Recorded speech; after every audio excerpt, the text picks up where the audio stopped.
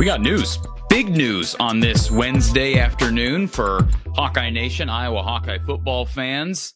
A commitment out of the transfer portal at quarterback and one of the best available players in the transfer portal at quarterback. I'll explain in just a second, but a big day for the Hawkeye offense that continues to try to rebuild with new offensive coordinator Tim Lester. Before we get to the content, as always, a shout out to our sponsors, our wonderful sponsors, including Tyler Knudsen and the guys down at Iowa Floor Covering in Bondurant.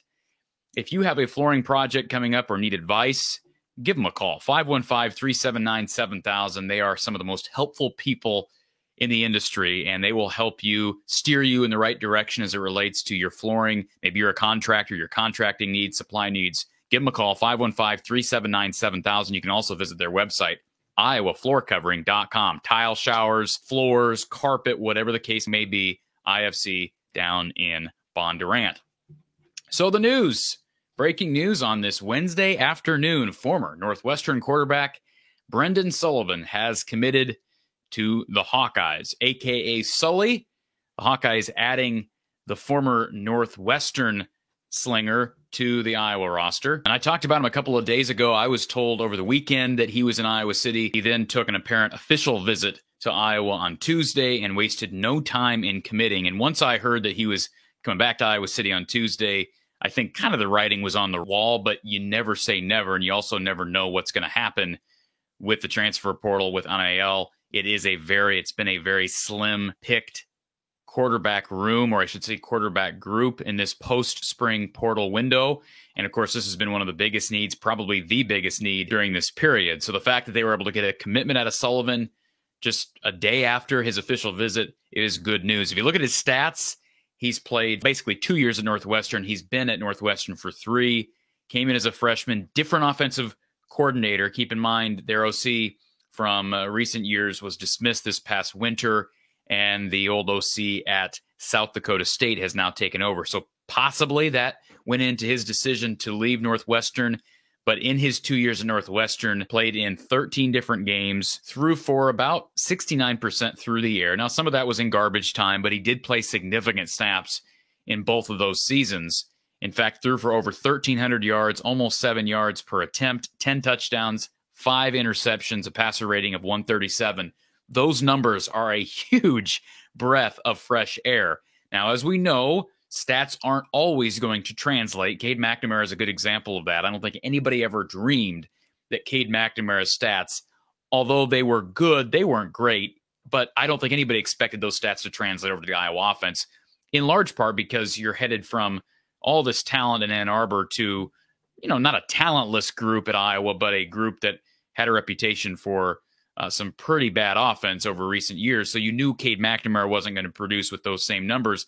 But Sullivan's a little different because he comes from a Northwestern offense we never really have considered to be high-powered, although they did exceed a lot of people's expectations after they dismissed Pat Fitzgerald. And, of course, again, they also dismissed their OC. And I thought last year at times he looked really good. I'm going to show a few highlights here in a second. We don't normally do that on this show, but I know people have asked me to do it in the past. So we'll go ahead and show some highlights. But before we get to those highlights, just a couple of observations from me based on what I've seen in the past from Sullivan, and we'll break down a minute or two of tape. As I mentioned on a previous video, and if you missed that video, I'll tag it up here in the corner. Brendan Sullivan is mobile. All right, he's far more mobile than Spencer Petras, Nate Stanley, or Deacon Hill. Those are Iowa's last 3 cemented starters. So that should be a breath of fresh air. Is he dual threat? Is he more of a pocket passer, a pro-style guy? I mean, I think he's kind of what you want in an Iowa offense, even though it's a different Iowa offense with Tim Lester. He is a guy that's got good speed with his legs, not great speed. I compared him to C.J. Beathard. Not saying he's going to turn into the competitor or certainly be an NFL backup like C.J. has been in the league, but he does have, I think, that sort of mobility. Is he as big of a gamer? We'll see. He had some bad performances, didn't look very good in Wrigley Field against the Hawkeyes last fall, although that's a very good Iowa defense. We know that. But he also had some really solid performances, throws a really nice ball. Don't think he's got the biggest arm in the world, but throws a really nice ball, really catchable, tight spiral. I know this is something that people have asked me for in the past. Here are some highlights that Iowa on BTN posted here following his commitment to the Hawkeyes. You see They're down 35-0 against Wisconsin. Keep in mind, Northwestern was still really bad a couple of years ago.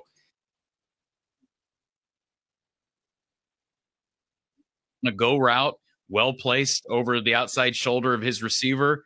Again, these are highlights, so take everything we see here with a grain of salt.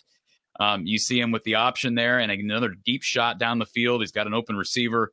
That's something we're not accustomed to seeing at Iowa. Guys actually open down the field, perhaps with a competent uh, passer that could potentially change. You see him here scrambling out of the pocket left, turning his body back around against Iowa and another blowout loss that year, but a nice throw on the run, moving to his left, even though he's a right-handed quarterback.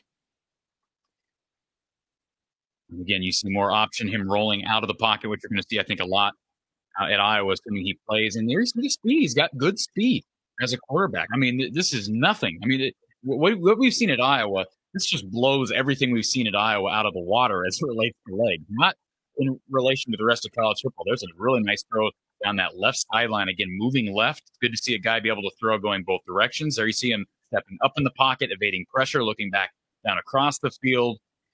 And again, receivers actually have separation, but you got a quarterback who, again, in these highlights, is making a proper throw. This is one of his best highlighted throws, I thought. Again, moving left, directing traffic down the field, and putting the ball on the money. So Iowa's had guys in recent years who have had quote unquote big arms. Cade McNamara is not necessarily a guy with a big arm. There's a nice throw to the middle of the field for a touchdown. Brendan Sullivan's not a guy with a huge arm. They need guys who can make the makeable throws. Here's that game in Wrigley against the Hawkeyes. He did throw a touchdown pass with pretty good coverage from Jamar Harris and was able to fit it in there for a touchdown. So he brings experience. He brings a pretty good degree of mobility, and he's going to bring depth to a room that desperately needs it. And I've had some people say, very few people, but some people have said, why do they need another quarterback? Are you kidding me? Cade McNamara is coming off 2 serious knee injuries. Marco Lainez, this is his first, he just got done with his first ever spring practice. James Rezar isn't even on campus yet. That's it. They lost Deacon Hill. They lost Joe Labus. They lost walk-on Tommy Pahalski. They may need another guy. I think they'll probably get a walk-on. Now, Elliot Clough of Rivals does a great job over for Iowa.Rivals.com. He told me prior to me recording this video that it sounds like General Booty is canceling his visit. So the idea that Iowa was going to take 2 quarterbacks or somehow get Booty in, get the Booty in as a walk-on, likely not going to happen. And here's the other thing. You talk about scholarships. Iowa's several over the scholarship limit. Sounds like NIL is probably going to pick up the tab on some of these kids, maybe some of these super seniors that are here for 5th, 6th years. So anyways, that's where we're at. Huge news. Again, if you're just joining us, Iowa getting a commitment from former Northwestern quarterback Brendan Sullivan, who gives them plenty of experience as one of the better portal prospects out there. So that's a win for Tim Lester, and it provides a much-needed insurance policy for Cade McNamara and that quarterback room, and he should have every opportunity to compete for the starting job in September. We'll continue to follow storylines, folks. Lots more content coming. Hit that like button, please, on your way out. Love you for being here. We'll talk to you soon.